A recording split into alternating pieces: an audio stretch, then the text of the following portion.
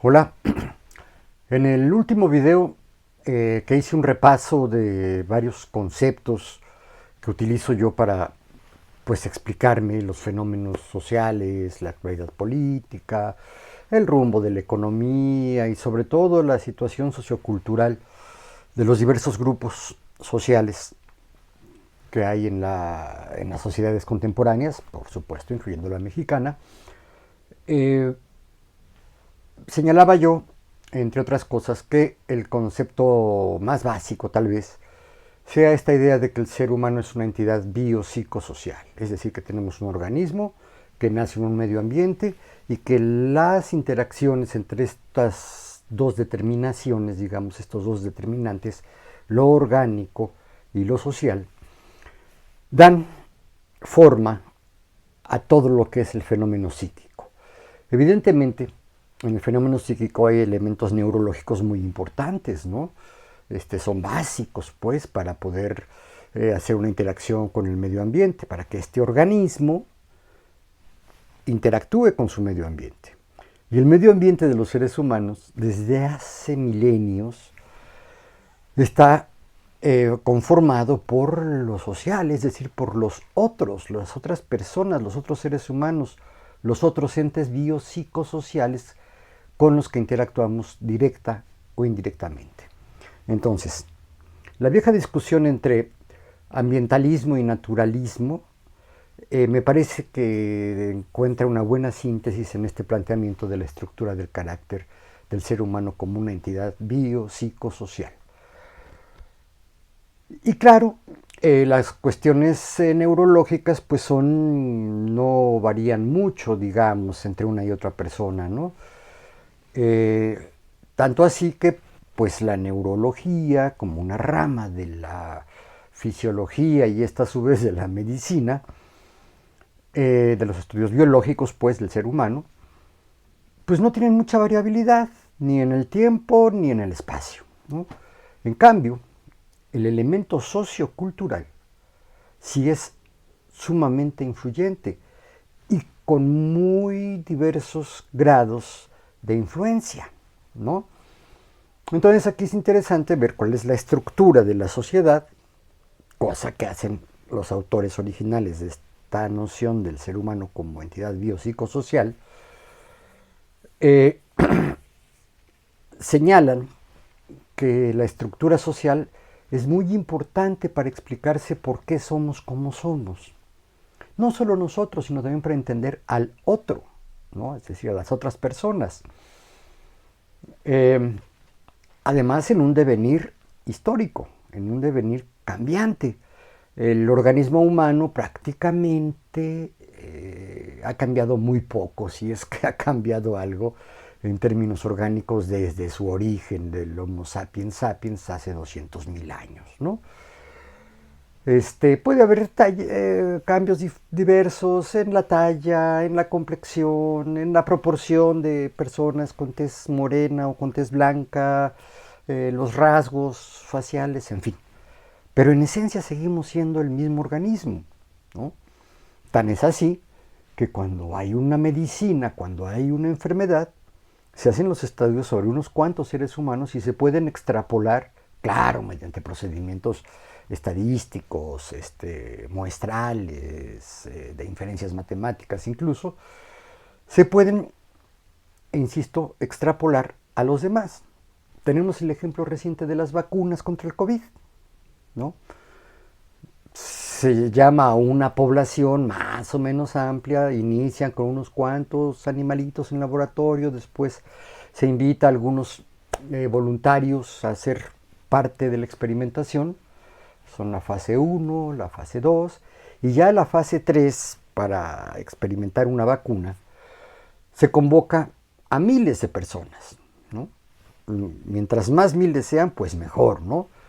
Pero aún así, cuando la muestra llega a ser reducida de unos cuantos miles de personas, 2.000, 3.000, 10.000 personas, los resultados de estos estudios son extrapolables al resto de la población, al menos en el rango de edades en el que se hacen los experimentos y sobre los cuales se diseñan estos medicamentos, en este caso las vacunas. Esto demuestra, pues, que el ser humano, en su dimensión biológica, es uno y el mismo, independientemente de dónde viva, en dónde haya nacido, en dónde haya crecido, cuáles fueron sus padres, ¿no? Es más o menos la misma cosa. Y esto es extensible a todo el reino animal, ¿no? Y tal vez hasta el vegetal, no sé. Pero lo que hace la gran diversidad, lo que hace la gran pluralidad de formas de ser de los seres humanos es el medio ambiente sociocultural. De ahí que el mismo Freud, que fue el fundador del psicoanálisis y uno de los grandes pioneros de los estudios psicológicos, pronto en su obra, es decir, mientras él estaba produciendo sus libros, sus ensayos, sus escritos y trataba psicoanalíticamente a las personas que pues, se aproximaban a él o que colaboraban con él, voy a mover un poquito esto. Ahí está.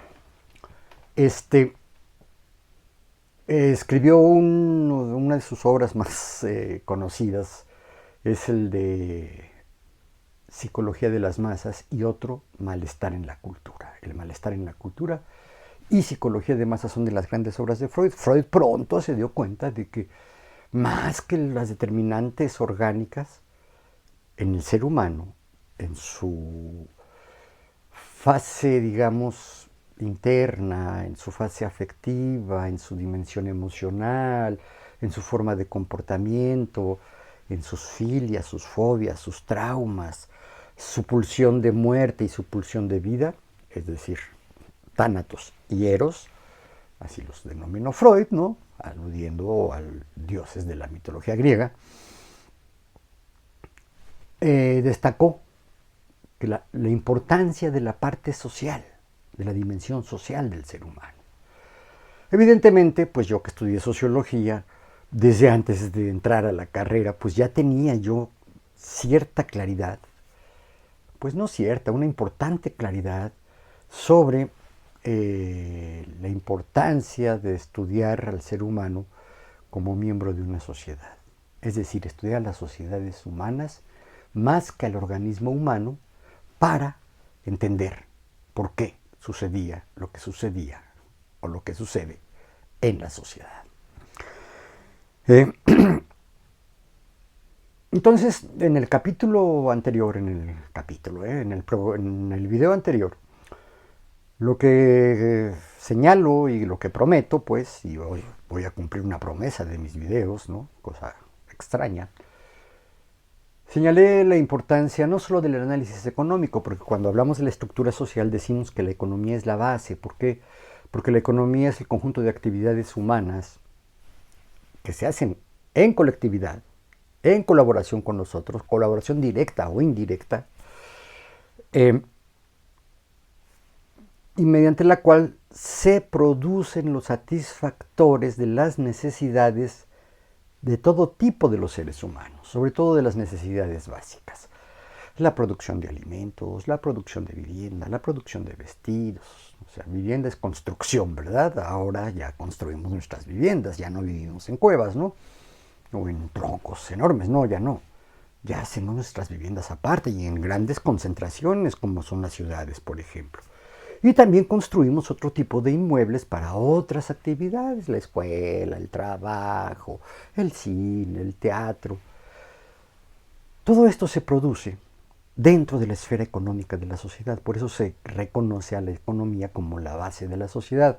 Esto no solo lo dijeron Marx y Engels, porque ellos fueron de los primeros autores que enfatizaron la importancia de esto por encima de otras posibilidades, ¿no? En particular de las espirituales que les llaman, ¿no?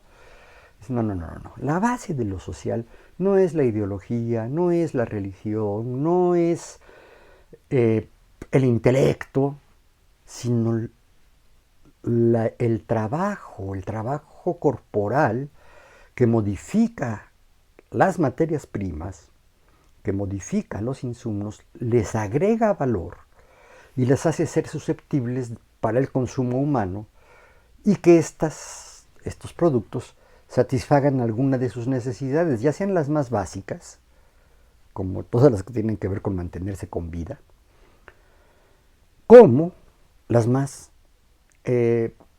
superfluas, digamos, y le llamamos superfluas no porque carezcan de importancia, sino porque están no dentro de lo básico, no dentro de los fundamentos, sino de lo que ya puede ser optativo, ¿no?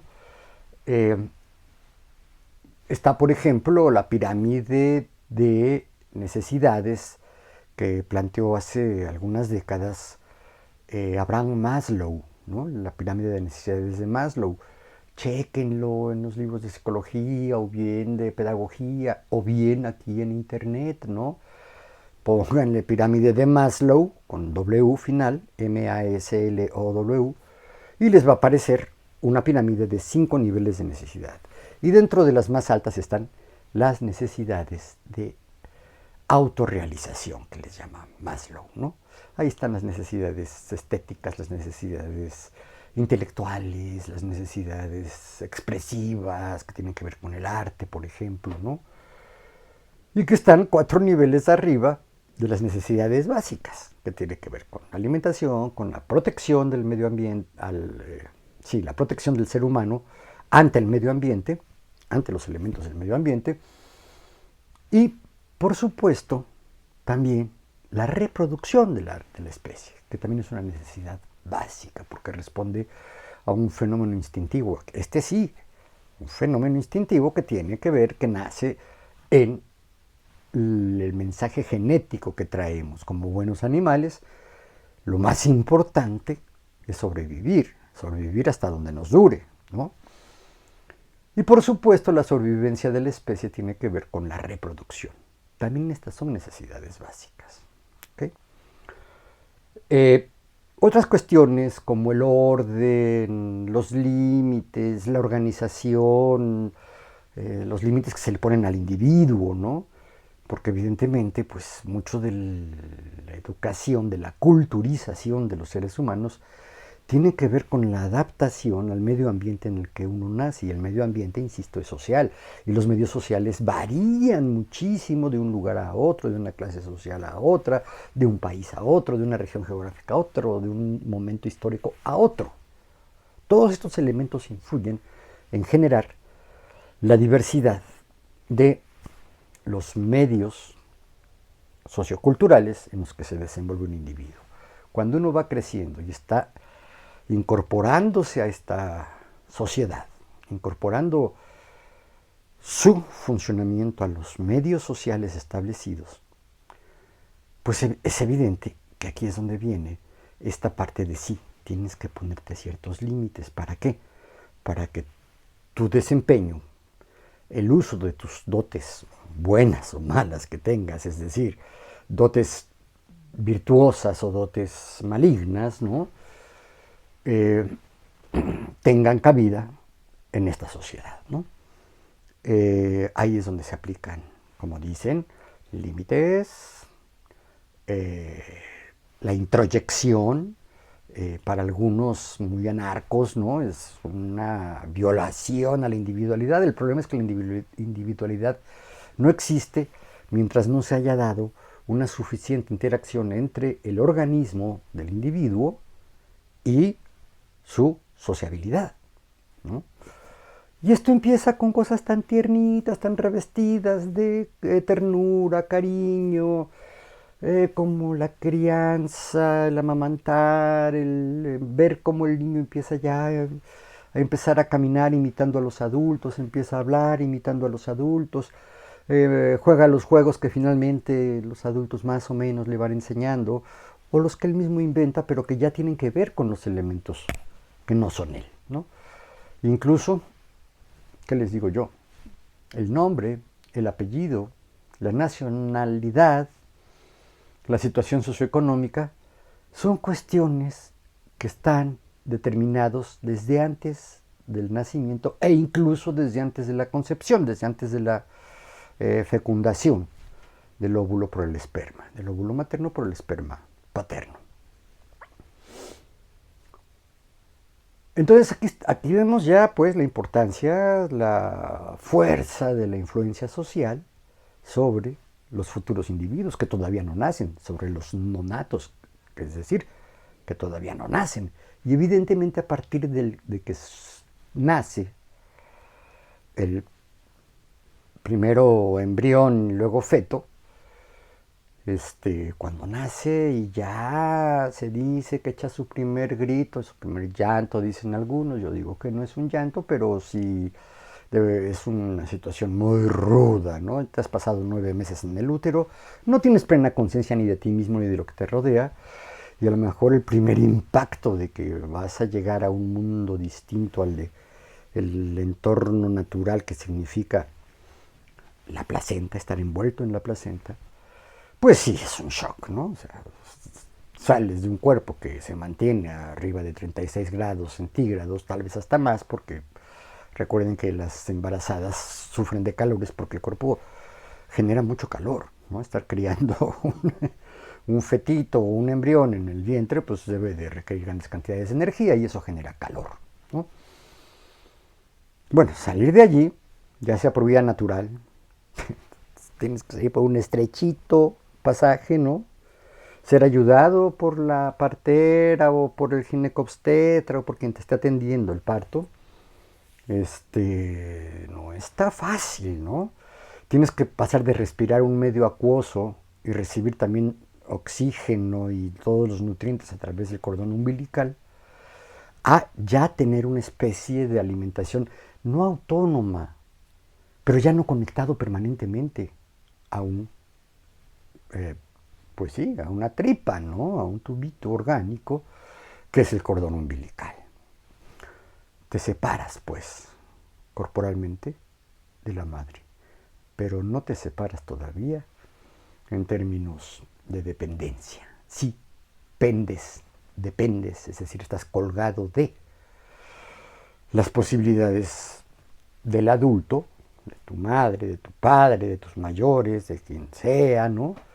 Pero que te recibe y te empieza a dar cuidados, alimentación, abrigo, cariño y aprendizajes, ¿no? Los aprendizajes empiezan desde muy temprana edad, pero no tienen nada que ver con los aprendizajes escolares y académicos.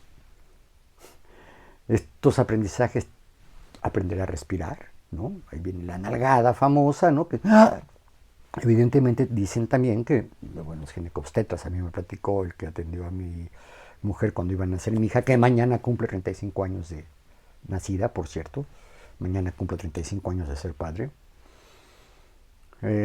por única vez. Y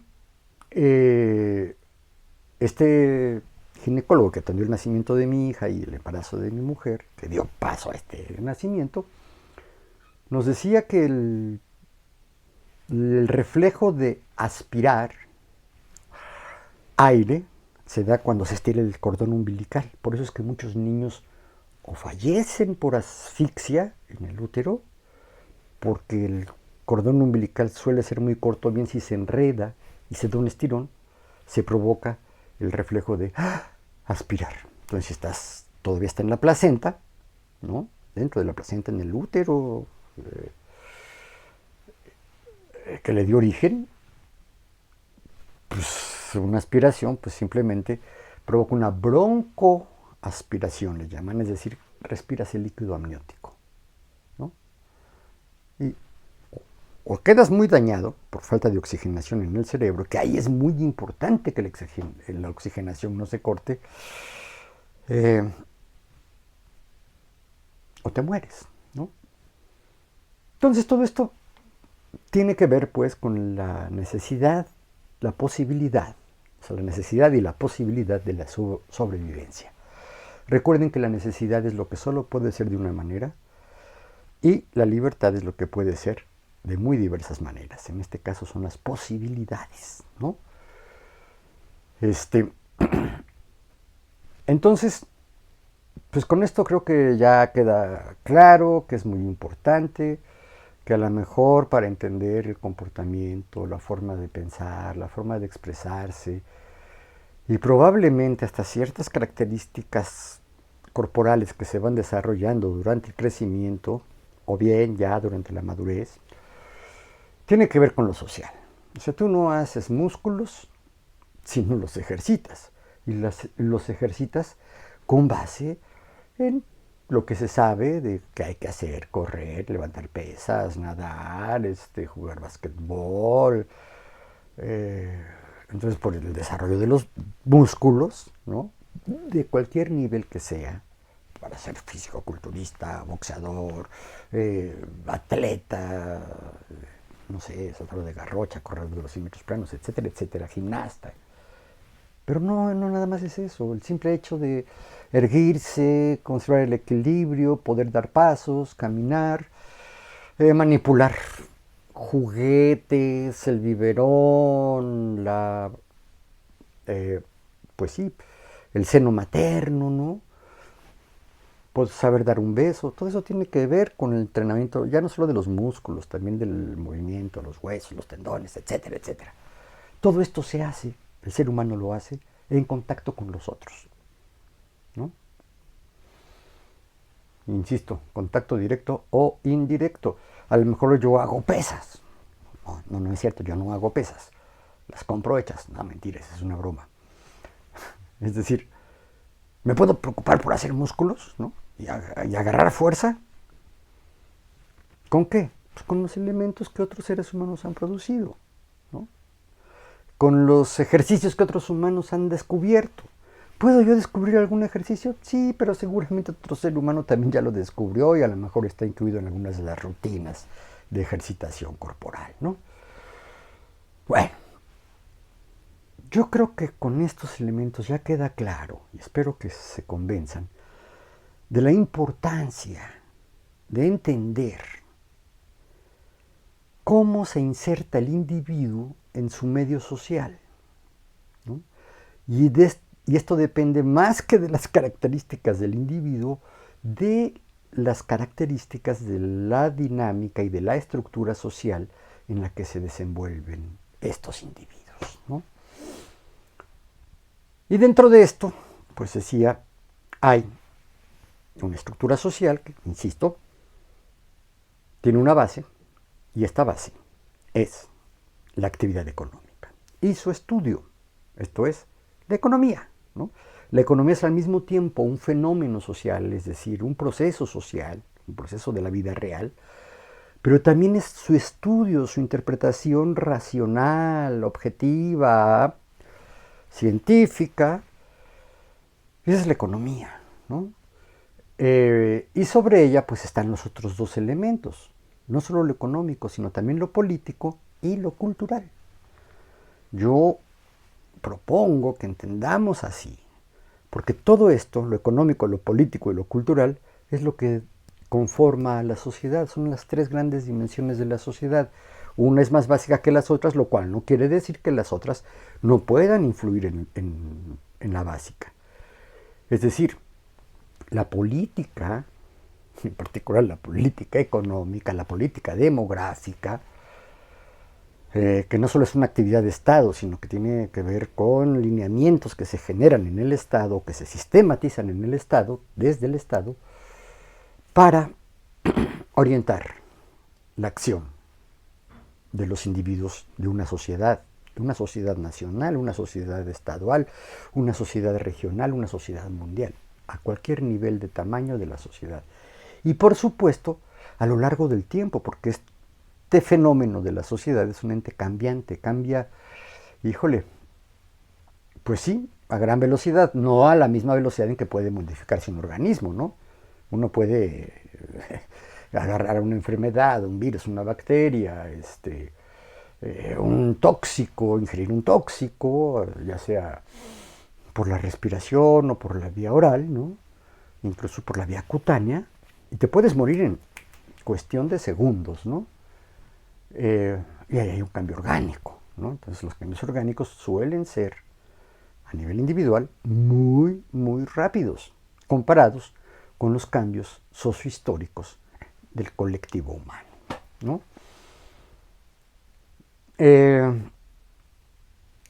Por eso es que se habla de que es importante estudiar la historia, ¿no? Y yo les decía que en este video voy a explicar la importancia de un fenómeno muy que algunos han estudiado, tal vez no dentro de las ciencias sociales, sino más bien dentro de la literatura, la dramaturgia, la filosofía incluso, ¿no? El fenómeno generacional. ¿Por qué los hijos son diferentes de los padres?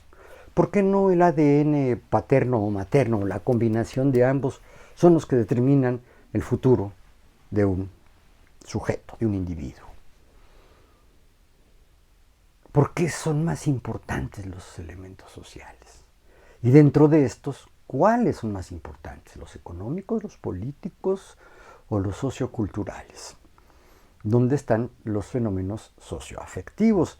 Algunos les llaman socioemocionales. A mí no me gusta el término socioemocional porque las emociones son innatas, tienen que ver un poco con los instintos básicos, ¿no?, de todo organismo.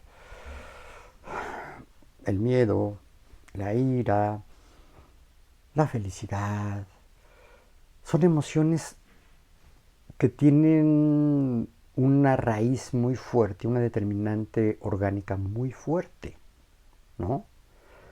Pero la afectividad, que a veces sí se confunde emoción con afectividad, tiene que ver con estos elementos de corte sentimental, actitudinal, es decir, de predisposiciones, y también ya de elecciones que uno hace, de decisiones que uno toma, y que las empieza a tomar desde pequeño, ¿no? El chavito, desde muy chavito decide, ¿qué quiero? Leche de fórmula, leche de vaca, leche de mamá. Ya empieza a ver ahí ciertas capacidades de decisión. Entonces eso tiene que ver pues con lo afectivo. ¿Por qué? Porque los seres humanos nos afectamos unos a otros, ¿no? Y esas afectaciones dan origen o dan paso, facilitan el desarrollo de ciertos, pues sí, y la presencia de ciertas emociones, ¿no? Si yo veo a alguien que me cae muy mal y que corresponde a los modelos de los cuales yo soy poco partidario, ¿sí?, de los que estén en este caso, pues a lo mejor llegan a generarme hasta asco, ¿no? Una emoción.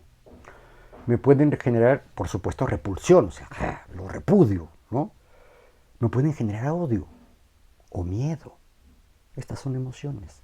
Pero están mediadas por la afectividad, cómo nos afecta y por qué nos afecta cierto tipo de individuos, cierto grupo de individuos, ciertos individuos incluso, ya sea por su contextura físico, corporal, o ya sea por su inserción socioeconómica, o por sus aspiraciones culturales o incluso monetarias, ¿no?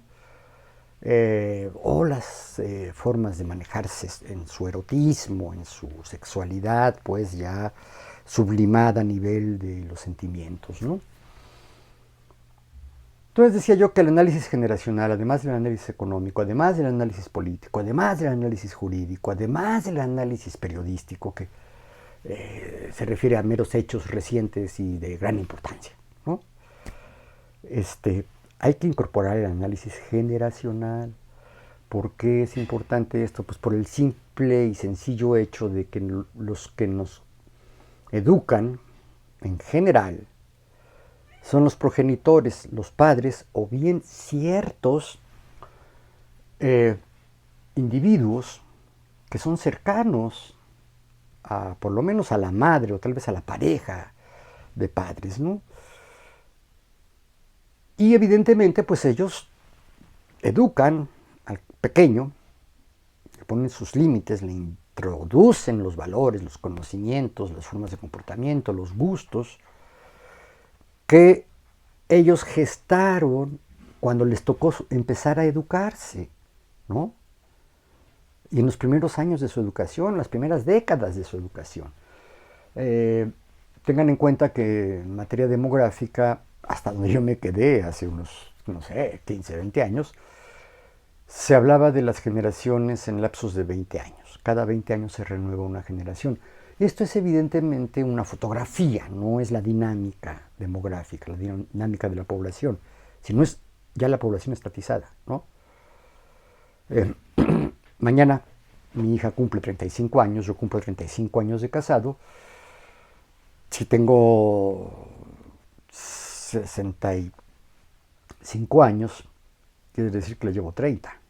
En este caso, el relevo generacional mío, mi relevo generacional, sucedió en 30 años.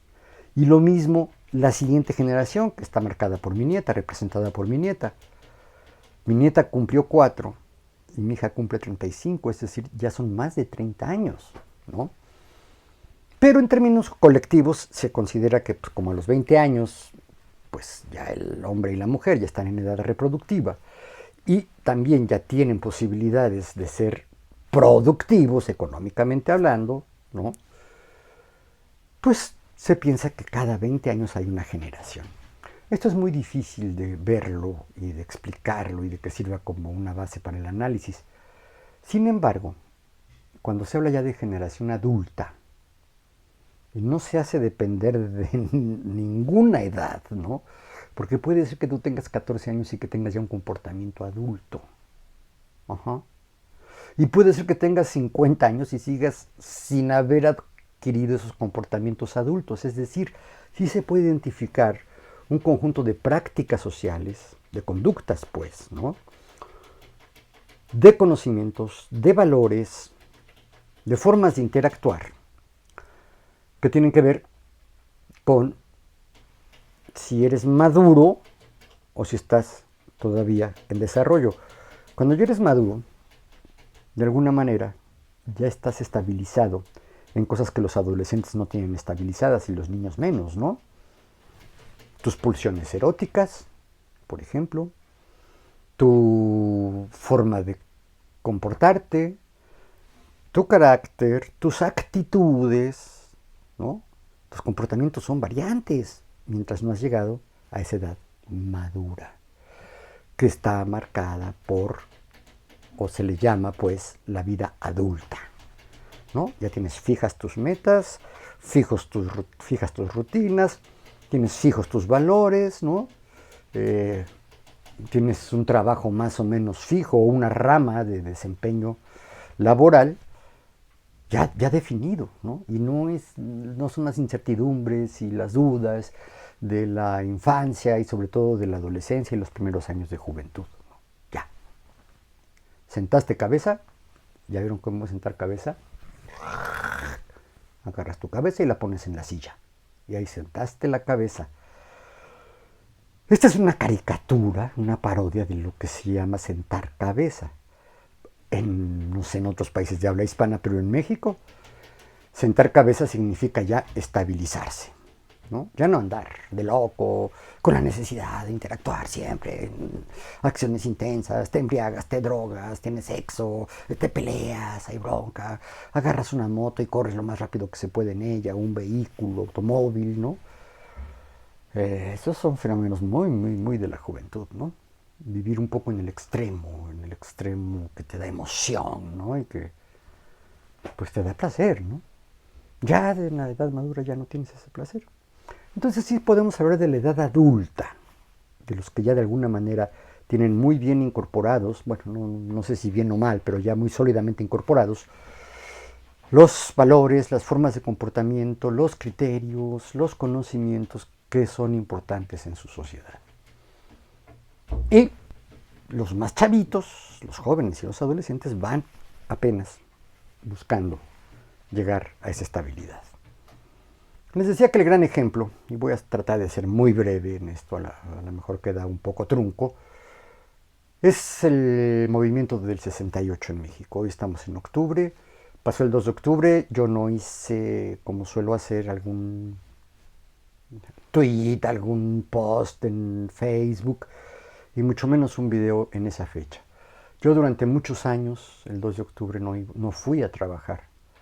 En 1968, el 2 de octubre de 1968, yo tenía 11 años. Estaba estudiando sexto de primaria en una escuela particular allá en la zona de Ciudad Satélite, en el fraccionamiento Jardines de San Mateo. Una zona de clase media alta, de los estratos medios altos. No es gente muy, muy, muy rica, pero está más cerca de la riqueza que de la pobreza. Casas propias de 2 niveles, varias recámaras, varios baños, suficientes mudas como para no repetir ropa en varios días, no sé, 4, 5, 10, 15 días, ¿no? Buen poder adquisitivo. Pero sobre todo, como les decía yo en este video anterior, gente que de alguna manera tiende a ser conservadora porque está muy atenta a su linaje familiar, ¿no?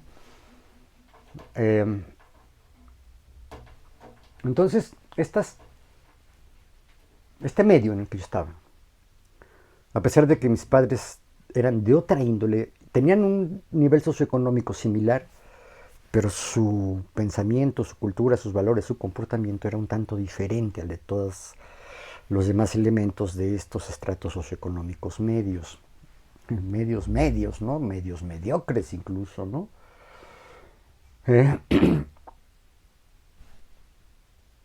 Pero mis compañeros, la institución, porque es una institución empresa, ¿no? Era propiedad de un compañero viejo amigo de mi papá. Pero, pues evidentemente, pues a mí no me trataban ni con ningún privilegio, al contrario, ¿no? Porque yo era, de los más chiquitos, éramos 2 chaparritos, ¿no? Uno que sí era, creo que llegaba un chofer y siempre traía el uniforme más fino, ¿no? Y yo no, mis padres acababan de adquirir la casa propia en la que crecimos. Bueno, terminamos de crecer los 3 hermanos mayores. Y que pues había deudas, no teníamos mucha holganza económica, ¿no? Yo tenía beca, yo no pagaba la colegiatura. En parte porque era muy buen niño y en parte porque el director pues le concedió a mi papá la beca, ¿no? Entonces pues yo no pagaba colegiatura y ya eso me era motivo para que ciertos compañeros y los maestros, yo tuve una maestra nada más, la de sexto de primaria, yo me enamoré de ella, me parecía que era muy bonita, bueno, me parecía, todavía me sigue pareciendo que en aquellos años la maestra era bonita. Y más o menos de buen trato, pero a la hora de decidir a quién le daba un estímulo, un premio, un reconocimiento, pues imperaban los criterios del estatus económico, ¿no? Yo competía mucho, bueno, no competía, sino que andábamos más o menos parejos en el aprovechamiento, en las calificaciones, con el otro más chaparrito, un tal Enríquez, se apellidaba Enríquez. Al término del año, él y yo llegamos con el mismo promedio al final del año, 9 punto algo, ¿no? Sí, yo era medio ñoño. Y dado que habíamos llegado empatados y que había que designar un solo tercer lugar para darle su medallita de bronce y su diploma, ¿no? al aprovechamiento, a mí no me tocó. Y el pretexto, porque yo sí le fui a preguntar a la maestra, oiga maestra, ¿por qué le tocó a Enrique si no a mí, si tenemos el mismo promedio? Y me dijo, es que solo se puede nombrar uno por cada, pues por cada premio, por cada escaño, ¿no? El diploma se lo voy a dar a Carlos Enríquez porque tiene más tiempo de estudiar aquí en la escuela, ¿no? Sin tener mucha conciencia, a mí me quedó una sospecha de que ese criterio, es decir, él tiene más tiempo aquí en la escuela porque él hizo toda la primaria en la escuela, ¿no? Esto significa que cuando él estaba en primero, segundo, tercero, cuarto, quinto de primaria, pues tenía los recursos, su familia, como para mantenerlo en esa escuela. No fue mi caso, ¿no? Entonces, por ahí me venía ya cierto nivel de inconformidad ante las disparidades económicas, ¿no? ¿Por qué? Porque yo la sufrí tontamente, con un criterio tonto, pero real, ¿no? Esta gente, esta clase media, con aspiraciones, estos aspiracionistas que les dicen, no me gusta el término, porque es gente que aspira, que trabaja para cumplir sus aspiraciones. Yo creo que no hay quien no lo haga, ¿no? Pero estos son más bien arribistas porque pretenden subir, pretenden arribar, irse más arriba en la escala socioeconómica. Yo así le llamaría, arribistas. Así se les ha llamado en la sociología, ¿no? Desde hace muchos años. Eh, yo estaba, decía, en el 68 en una escuela de esta índole. ¿Sí? Se estudiaba inglés. Ya era una escuela no bilingüe, pero te daban inglés desde la primaria. ¿No? Yo no lo aprendí, hasta la fecha no lo he aprendido. Sí leo algunas cosas, entiendo muy poquito del inglés hablado y hablo, pero prácticamente nada. Pero bueno, en la escuela sí, ¿no? Pero les quiero decir que en el 68 yo estaba allí. Yo no es que me mantenía, sino que de alguna manera mi padre informaba, porque él siempre fue un gran lector de periódicos y de libros, y llevaba periódicos a la casa que uno pues les ojeaba o les echaba el ojo a la página, a la primera plana por lo menos, ¿no? Y luego mi padre con mi madre comentaban estas noticias, ¿no? Entonces, claro, desde julio de ese año, del 68, pues las noticias más importantes o los que a mis padres más les interesaban era sobre el movimiento estudiantil. Ellos fueron maestros, ellos también participaron en movilizaciones políticas magisteriales de allá de principios de los 60, finales de los 50, y a algunos de mis tíos les tocó la represión de los granaderos, los garrotazos, ser perseguidos por la caballería, por la policía montada que le llamaban en aquel entonces, que no eran más que los granaderos, ¿no? Entonces, bueno, estábamos atentos, pues, ¿no? Y yo ya traía ciertas inclinaciones por los gustos musicales de los chavos, de los jóvenes de esos años, ¿no? Los que habían nacido en 1950, que tendrían 18 años en el 68, y de ahí un poquito para atrás.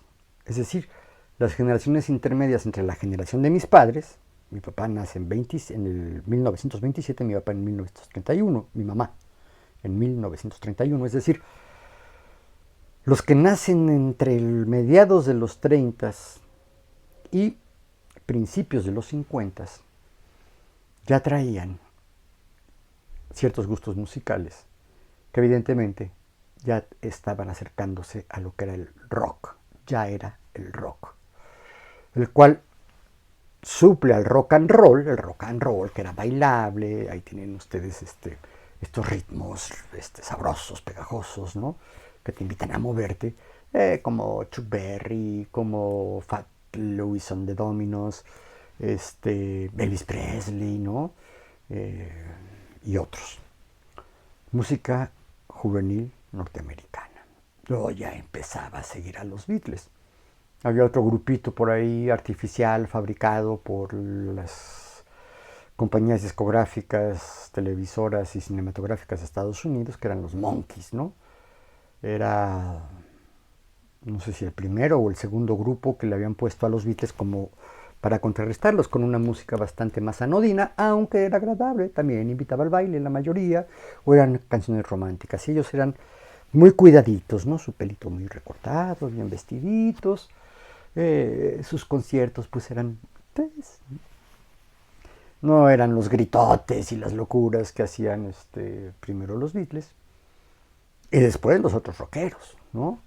Que llegaron al grado de tipos como, por decir algo, Alice Cooper o Frank Zappa, que sacrificaban animalitos, particularmente aves, ¿no? En el escenario, o bien como Pete Townshend de The Who, que le daba por destruir romper sus guitarras después de un concierto, ¿no?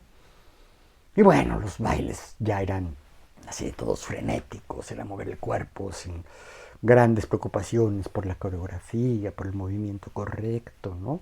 No, tú muévete como se te pegue la gana, ¿no?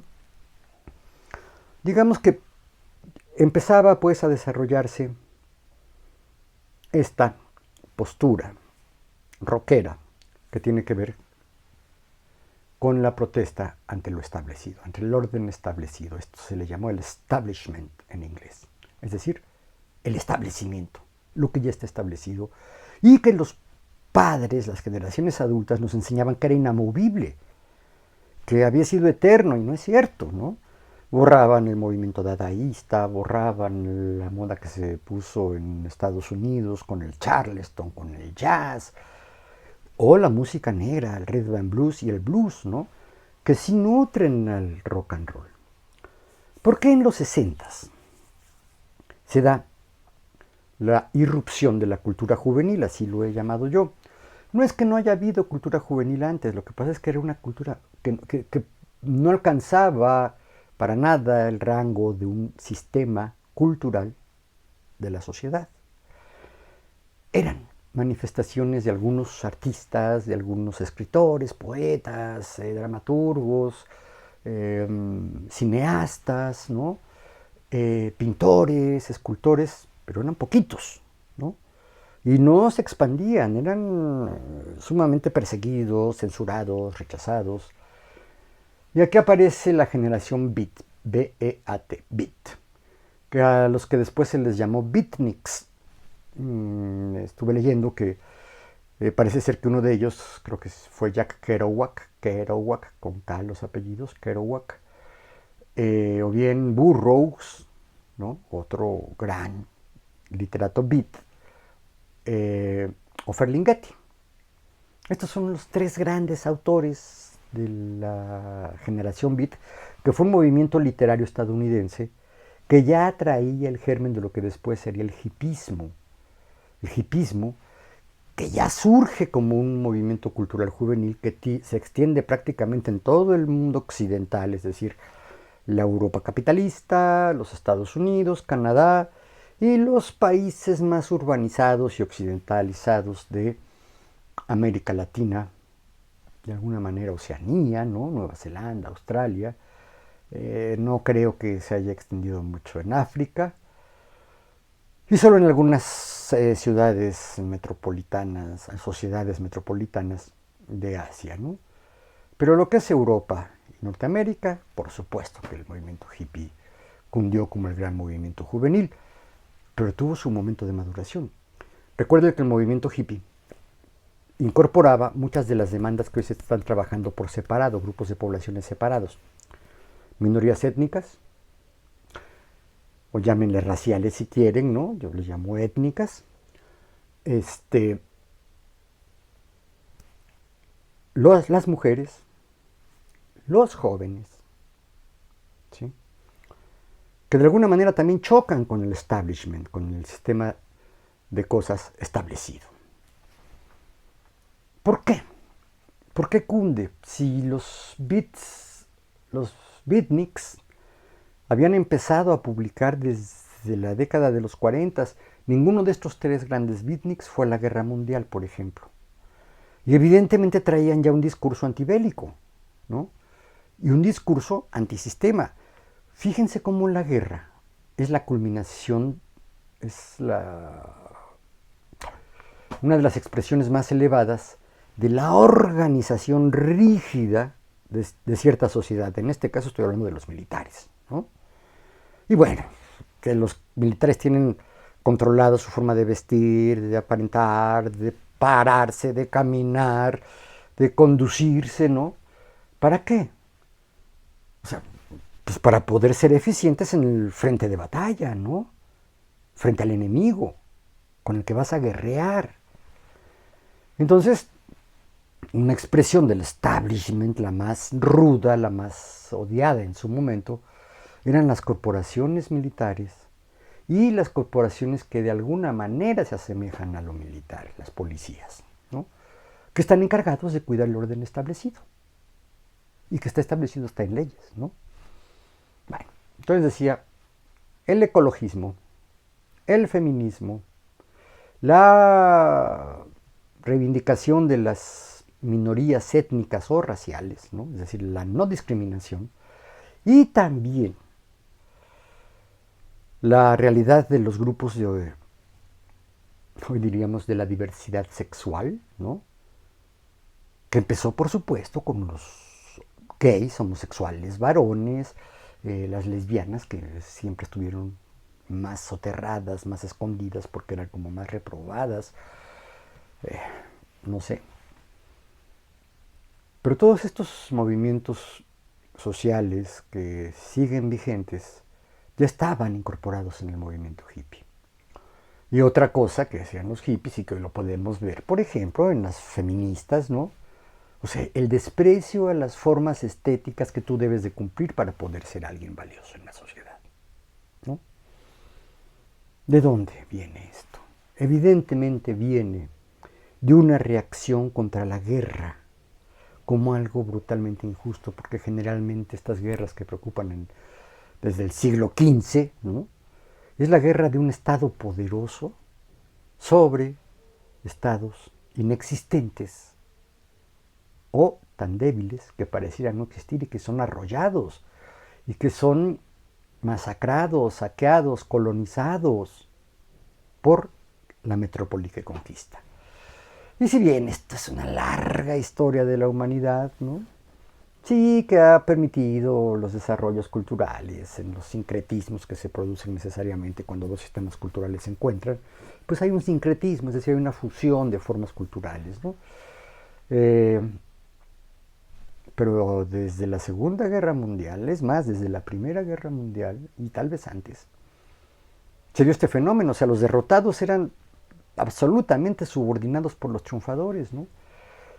Y claro, los pobladores de la nación que triunfó, los ciudadanos, los gobiernos, los estados que guerrearon y que salieron vencedores y que de alguna manera dominaron y colonizaron y les pusieron sus condiciones a los ejércitos vencidos y a sus gobiernos, pues son muy alineados al establishment, al sistema de cosas establecido.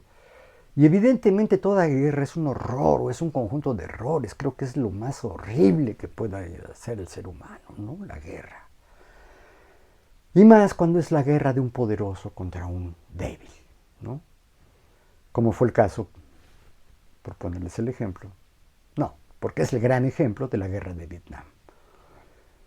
Los jóvenes, influenciados ya por las creaciones artísticas beatniks, fíjense, es un fenómeno meramente cultural, ¿eh? Son novelistas y poetas que se rebelan ante el establishment, que una de sus formas de rebelarse es, por ejemplo, el consumo de drogas, ¿no? De cualquier tipo de droga, la que ustedes me quieran decir. Claro, excepto las que no se habían inventado, ¿verdad? Como lo que les digo yo, el crack, las anfetaminas, ay, esta más reciente acá, no me acuerdo, el fentanilo, ¿no? También la marihuana, el alcohol, el tabaco, el café, ¿no? Tenían necesidad de estimular el cuerpo y la percepción y la sensorialidad y el pensamiento de manera que no fueran las formas convencionales, ¿no? Y claro, se rebelan ante la violencia. Cuando Estados Unidos se involucra en la guerra de Vietnam, sobre todo para los beatniks, que con todas sus locuras tenían una visión como más objetiva, ¿no? Y decían, es que no se vale. ¿Cómo es que estamos peleando, los gringos, ¿no? ¿Cómo es que estamos peleando al otro lado del mundo contra un paisito chiquitito para defender nuestro mundo libre, ¿no? ¿Qué nos van a hacer los vietnamitas? Y claro, el establishment decía que había que detener el avance del comunismo, porque el comunismo iba a llevar a las sociedades a la pobreza. El mismo discurso que hoy mantiene hoy la derecha aquí contra López Obrador, ¿no? Cuando lo equiparan falsamente con Cuba o con Venezuela. Para nada. No tenemos mucho que ver en las intenciones de este gobierno para asemejarse a Cuba o a Venezuela. Cuba llegó al poder por la fuerza de las armas, instauró, sí, una dictadura, ¿no? Que ha ido ablandándose, ya no es tan dictadura, ya es más una dictadura media, ¿no? No es muy blanda, pero tampoco es una dictadura. Y claro, con una propuesta de organización político, social, económico, político y social, cultural, que va contra las costumbres del capitalismo. Es decir, no reconocen ninguna concentración económica. No hay posibilidades de hacerse rico en Cuba. Los detractores dicen que sí, que los gobernantes viven ricamente. Pues es como López Obrador sí vive ricamente en el Palacio Nacional. Pero ojo, el Palacio Nacional no es de López Obrador, ¿no? Es una propiedad de la nación, del Estado Nacional.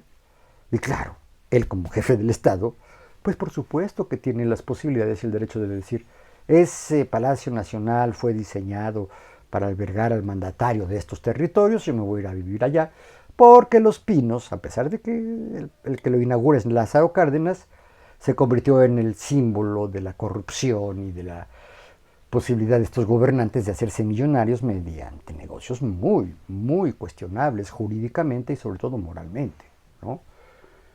Bueno,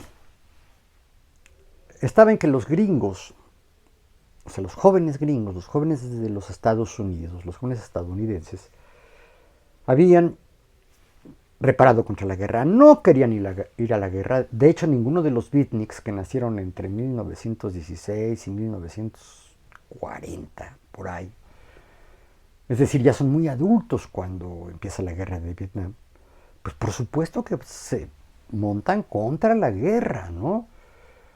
Y eran tipos que tendían más a lo pacífico, que te permite estar en paz y tranquilo, que a otra cosa.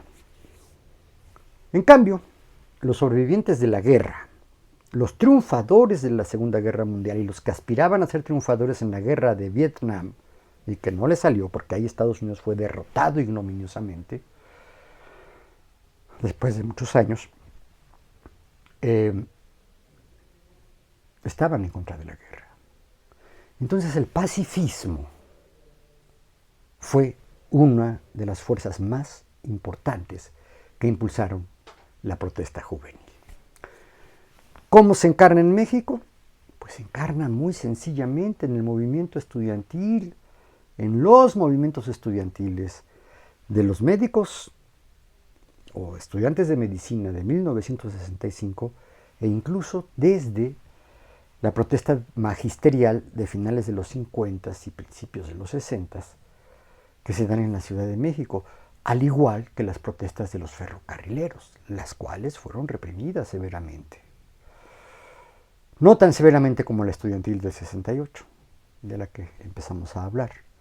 Todo esto para explicarles que el movimiento del 68 tiene sus antecedentes en un rechazo a la cultura adulta, a las formas de actuar y de entender la vida de los adultos que crecieron en el entorno de las grandes guerras, entre la Primera y la Segunda Guerra Mundial, y después entre la Guerra de Corea y la Guerra de Vietnam, y tiene su punto culminante en la Guerra de Vietnam, donde ya es muy claro que Estados Unidos se fue a defender a un pedazo del país, Vietnam del Sur, que era de corte, por supuesto, capitalista, y eran medios explotadores, y el Vietnam del Norte pertenecía al bloque socialista o comunista que le dicen ahora, ¿no? Muy mal dicho lo de comunista. Y Estados Unidos pierde esa batalla, y la pierde terriblemente. ¿Por qué? Porque si bien los vietnamitas tuvieron, según las cifras del gobierno estadounidense, más de 1 millón de bajas entre muertos y heridos, los Estados Unidos apenas tuvieron 50,000 muertos o heridos, 50,000 bajas. Pero aún así el sufrimiento de la población estadounidense fue mayor. ¿Por qué?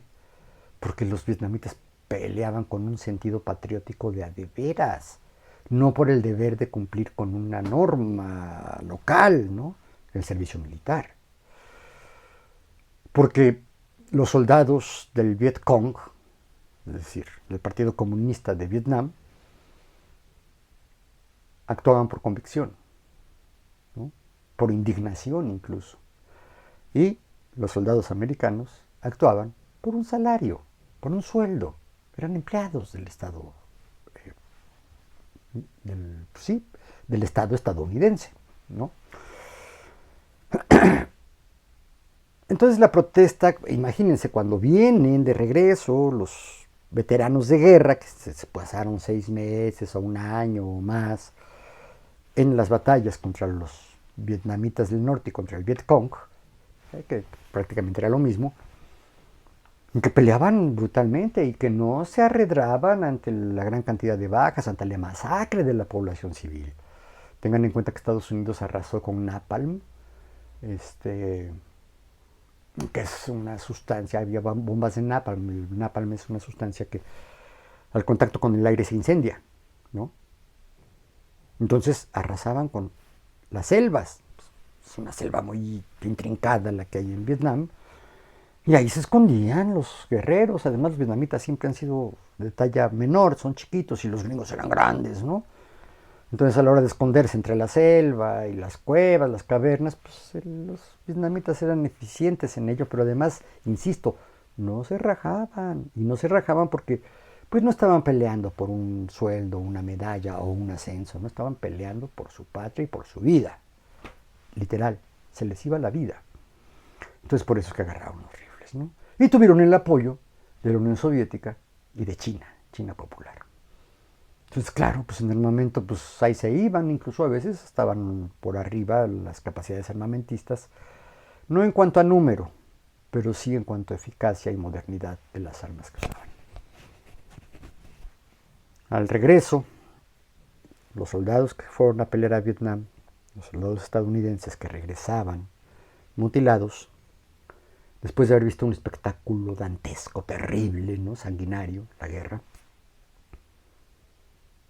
de quedar con severos traumas o bien con mutilaciones o heridas, ¿no? Que ya nunca se las iban a quitar o que los hicieron sufrir mucho durante un tiempo, ¿no? Y el shock psicológico, pues evidentemente se suman a los grupos juveniles que están protestando contra la guerra. De ahí vienen los hippies. Y los movimientos estudiantiles de los 60, en particular del 68, que hubo en México y en Estados Unidos y en Francia, muy famosos, en Alemania, en Inglaterra, ¿no? En muchos de los países de Europa, y en los países más desarrollados en términos capitalistas de América Latina, ¿no? Estoy hablando de México, de Argentina, un poquito de Chile, un poquito de Perú, Uruguay, ¿no? Brasil no tanto, Brasil se fue por otro lado, por el lado del bossa nova, la voz nueva, pero de todos modos había una irrupción juvenil que estaba transformando las formas estéticas, las formas valorativas y las formas de comportamiento de la sociedad entera. En el 68 mexicano, los jóvenes que fueron masacrados el 2 de octubre, en una cantidad que yo sí creo que fueron más de 500 muertos a tiros por el ejército, por la policía militar, por las policías judiciales y por miembros de la CIA. Ese movimiento, todo mundo trató de meterle mano, la CIA, la Secretaría de Gobernación, el ejército y las distintas tendencias de los grupos políticos estudiantiles. Desde los anarquistas, los comunistas, los socialistas, los trotskistas, los maoístas, hasta los movimientos de derecha, como el MURO, que ya existía, el Movimiento Universitario de Renovadora Orientación, son las siglas, es decir, son las palabras que emergen de las siglas MURO, los grupos porriles, pagados por el PRI, el partido en el gobierno, el partido dominante por décadas, ¿no? Y que siguió gobernando durante varias décadas más. Pagaban a jóvenes que estudiaban y no estudiaban y solamente se encargaban de controlar y de amedrentar a los jóvenes que tenían inclinaciones organizativas y políticas de protesta, ¿no? De protesta desde la izquierda, no desde la derecha. La derecha estaba muy contentita, ¿no? ¿Por qué? Porque la derecha siempre ha tendido a ser violenta, siempre ha tendido a reconocer y naturalizar los privilegios, por lo tanto las discriminaciones, ¿no? La desigualdad.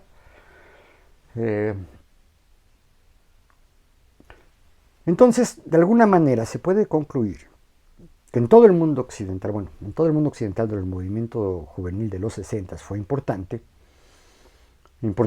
a nivel de que cambia las estructuras sociales, las estructuras de vinculación entre unos y otros, entre unos grupos y otros, entre los dos géneros, entre las preferencias sexuales, ¿no?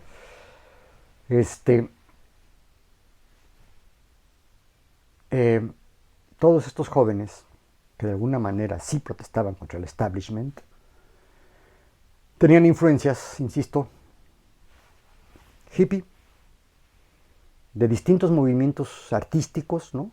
Hablábamos de los beatniks, pero también habrá que pensar en el jazz, por ejemplo, en el rhythm and blues, en el blues mismo, ¿no? que sí originan el rock and roll, ¿no?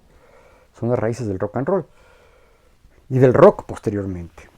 Les comento que yo sí estoy de acuerdo con mi cuate Borger Jensen, que dice que era el rock and roll y después de los Beatles ya se volvió el rock, ¿no? Ya una música mucho más sofisticada, mucho más rica, mucho menos boba, diría yo, ¿no? Con letritas rimaditas, que muy rítmicas, ¿no? En vocecitas juveniles. No. Ya el rock experimenta, busca nuevas formas sonoras, nuevas instrumentaciones y sobre todo las letras que fueran letras honestas, ¿no? Si estabas enojado con los adultos, pues escríbelo, ¿no? Y ponle mama don't come o papa don't come, ¿no? Por decir algo, ¿no? Y sé original. Si vas a hacer poesía, no hagas rimas con los infinitivos, ¿no? Te voy a amar y eso no lo puedo dudar porque esto nunca va a acabar. Estoy rimando con los infinitivos o con los gerundios, endo, ando, ¿no? Te estoy amando porque me estoy destruyendo, ¿no? O sea, la poesía más libre, ¿no? Y por lo tanto un mensaje literario más llegador, menos clavado en el ritmito, en la rimita, ¿no? Sino en el mensaje. Y un mensaje que puede ser profundo si utilizas ciertas palabras, no muy desconocidas, no muy estrambóticas, pero tampoco las uso más corriente, ¿no? Claro, no las puedes evitar, ¿no? Pero recurrir a ciertas expresiones, ciertos giros del lenguaje que te dan originalidad y que de alguna manera obligan al lector o al escucha a pensar el mensaje, pensarlo y repensarlo, para incorporarlo, interpretarlo, incorporarlo y actuarlo, ¿no? Y creo que estas son las grandes características de los jóvenes rockeros que fueron masacrados en el 2 de octubre de 1968. No era un movimiento de orientación política clara, así que dijeras un movimiento revolucionario para instaurar el régimen socialista, no. Dentro de la estructura de la sociedad y del Estado mexicano, se querían hacer cambios, por lo menos a nivel del comportamiento, a lo mejor no tanto a nivel legal. Vean que el pliego petitorio de los estudiantes no era de una revolución social. Apuntaba a ciertos ajustes que ni siquiera alcanzaban el nivel de reformas. La destitución del jefe de la policía, la destitución del procurador de la República, ¿no? La desaparición del cuerpo de granaderos, el deslinde del ejército sobre las masacres, ¿no? Porque también andaba en dudas si qué tanto había participado el ejército, cuando era evidente que sí, ¿no? Es decir, si actuó legalmente o no el ejército. Había mucha opacidad, la gente sabía muy poco de leyes. Entonces, bueno, desde el bazucazo a la Escuela Nacional Preparatoria número 1, allá en San Ildefonso, una puerta de 500 años de antigüedad que hicieron los españoles, ¿no? En el momento de la conquista, no en el momento, sino durante el proceso de conquista, que fue largo. Los estudiantes que habían salido a manifestarse el 26 de julio para celebrar la Revolución Cubana, y otros que salían también a manifestarse para protestar contra la represión de granaderos contra los estudiantes de la Vocacional 2, que se pelearon con los de la preparatoria particular Isaac Ochoa Terena en la Ciudadela. Y después de que se acaba la bronca, es un partidito de fútbol, termina en una bronca colectiva, campal, van los granaderos, entran a la escuela del poli, a la vocacional, y pum, pum, pum, arremeten a macanazos contra lo que se encuentran y arrestan a los que se dejan, a los que pueden arrestar, ¿no? Sí, arrestaron a decenas de estudiantes, de maestros, golpearon chavitas que iban a la vocacional, ¿no? Que era un nivel que se estudiaba después de la secundaria, es decir, chavitas de nivel bachillerato, ¿no? Que no habían participado en la bronca, no directamente, seguramente le echaban porras a sus compañeros, ¿no? Y se los llevan. Entonces el 26 de julio, un grupo de estudiantes politécnicos, y ya con algunos contingentes de las preparatorias universitarias, de la UNAM, pues, salieron a protestar y son repelidos por el cuerpo de granaderos, ¿no? Igual, a macanazos, les aventaron bombas de gas lacrimógeno, y los estudiantes se entrampan en una batalla, ¿no? Incluso van grupos de provocadores pagados por el gobierno de la ciudad y el gobierno federal, ¿no? Disfrazados de estudiantes jóvenes ¿no? Que incitaron a la violencia a los mismos jóvenes, y casualmente encontraron botes de basura en la Alameda. En aquel entonces era raro que te encontraras un bote de basura público, ¿no? En la vía pública. Y esos botes de basura estaban llenos de piedras arrojadizas de buen tamaño, ¿no? Entonces, pues de repente dicen algunos testimonios, que vieron a estos jóvenes raros, ¿no? De pelito muy cortito, ¿no? Con cierto uniforme, ¿no?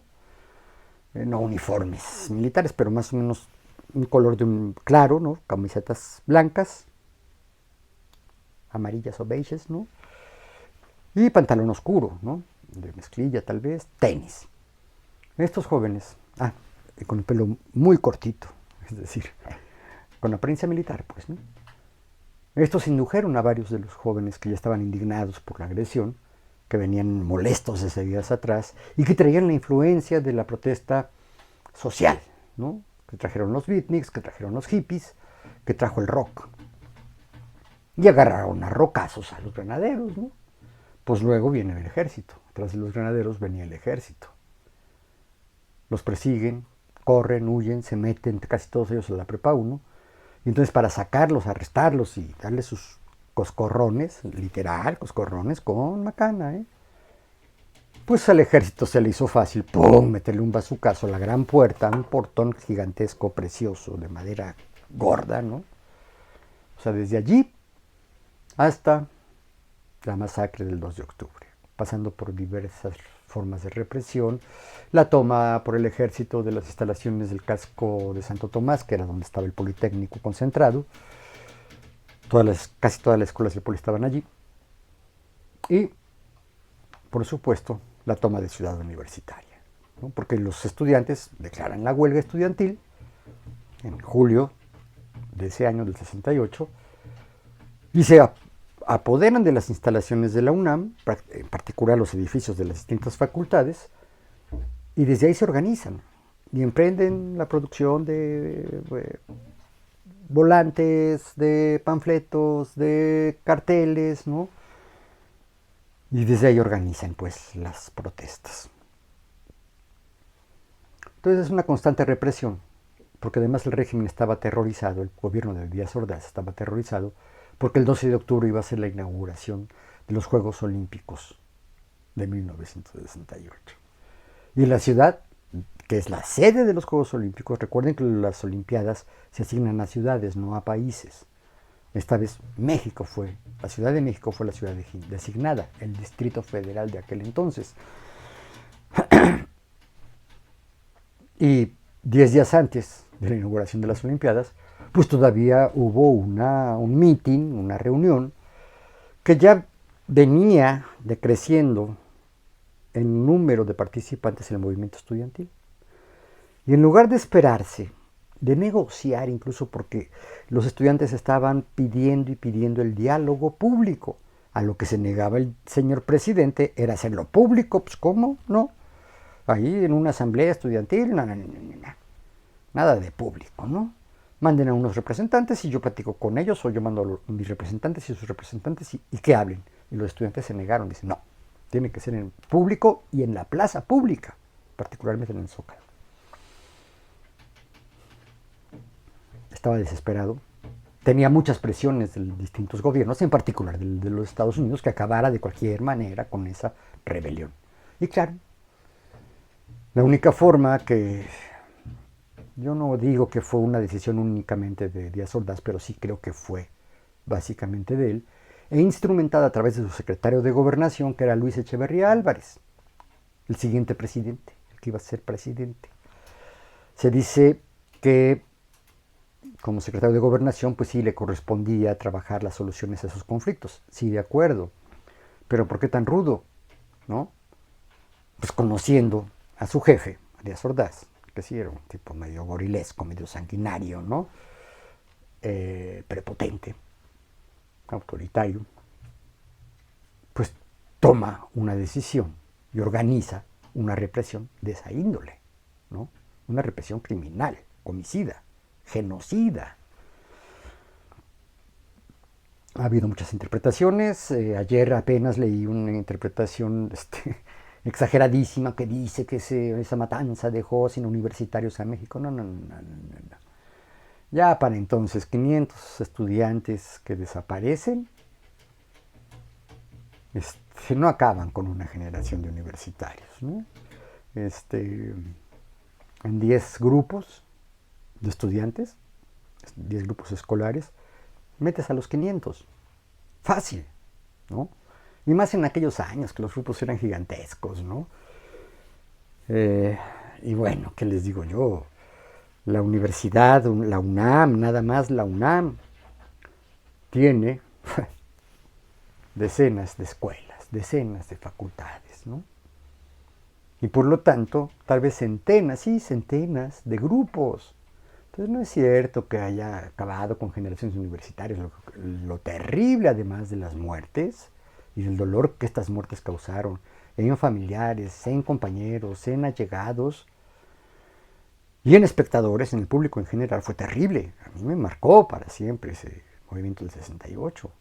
Yo cuando entro a la secundaria con 11 años, o sea, estaba por cumplir 12, pues ya traigo yo, y no solo yo, muchos miembros de mi generación, aunque hoy ya no lo recuerden, muchos de ellos, estábamos marcados por la influencia del 68. Teníamos modelos de comportamiento que eran entre John Lennon, ¿no? El Che Guevara, Jesucristo, aunque ustedes no lo crean, pero sí nos interesaban las enseñanzas de Jesucristo. Yo soy un ejemplo, yo soy un ateo total, por discapacidad, o sea, no tengo a Dios ni aquí, no lo puedo concebir intelectualmente, ni lo siento en mis emociones, en mi corazón, en mis sentimientos, no. O sea, no tengo a Dios, ¿no? Por lo tanto, soy un ateo. Me parece que un ateo muy consecuente, o sea, no creo en nada de lo religioso, ¿no? Y traía yo un problema allí porque de repente, o sea, cuando oigo las enseñanzas de Jesucristo, algunos de sus dichos, digo, híjole, es que este hombre sí era, pues sí valía la pena. Para mí no es un ser divino, ni es el Hijo de Dios, ¿no? Para mí esa fue la mitología que después la Iglesia Católica le fue asignando a Jesucristo. Incluso hay versiones de la Biblia. Cuando yo di clases, presencié discusiones entre mis alumnas muy feas, ¿no? Porque había, en un grupo en particular, distintos creyentes de religiones cristianas, ¿no? Protestantes, por ahí había una mormona, creo, ¿no? Bautistas, evangelistas y por supuesto católicos. Entonces se peleaban, sobre todo entre católicos y protestantes, acusándose de no leer la versión adecuada de la Biblia, la versión correcta de la Biblia. O sea, hasta de la Biblia hay versiones, pues, ¿no? Y se pelean entre ellos, ¿no? Pero yo sí creo, pues, que sí existió Jesucristo, que creo que sí existió, ¿no? Alguien, no sé si se llamaba, pero sí existió un hombre que pensaba, que se trabajaba, vivió y se sacrificó por el pueblo pobre de Israel, era un judío, ¿no? Que de alguna manera fue sacrificado por otros judíos, pero él era judío, ¿sí? Pero eso no es lo que importa es el mensaje que dejó para la posteridad. Yo en ese sí creo, pero no creo en Dios, y mucho menos en la iglesia, y mucho menos en los propagandistas de esta religión católica, apostólica y romana, ¿no? No. La porra de Jesucristo no me cae bien. Jesucristo sí, pero no lo siento Dios. ¿Por qué? Porque estoy seguro de que fue un hombre que vivió corto tiempo, ¿no? Tal vez murió de verdad a los 33 años, tal vez. Cuando te dicen, tienes la edad de Cristo y tienes 33, diles, no, es la última que tuvo porque tuvo todas las anteriores.